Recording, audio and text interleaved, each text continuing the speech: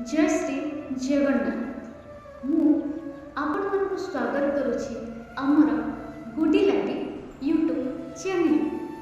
आज हेउछि विश्व मातृभाषा दिवस।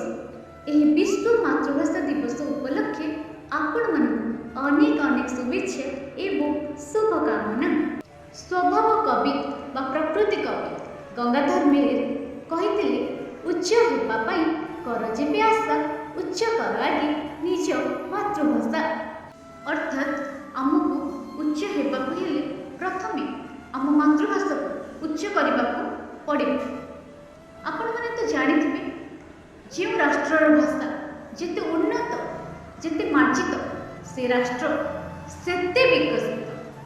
थरे भाबिले आम मातृभाषा ओडिया केते सुंदर केते मधुर केते उन्नत केते मार्जित एवं बहुत पुरातन। सेथिपाई आम मातृभाषा ओडिया को 2014 मसीहा मार्च मास 11 तारिख शास्त्रीय मान्यता मिली।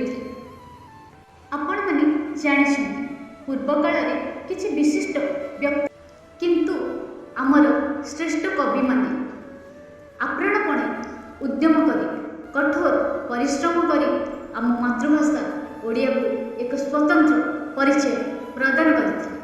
तेणु मु आपण मानकु अनुरोध करूछि आपण माने अन्य भाषा रे कथा कहंतु मना नहीं, अन्य भाषा को सम्मान करंतु मना नहीं, किंतु निज मातृभाषा को भल पांतु, निज मातृभाषा को सम्मान करंतु एवं निज मातृभाषा रे सर्वदा कथा कहबा पे चेष्टा करंतु। शेष रे गर्व रे कहंतु आमे ओडिया भारी बढ़िया।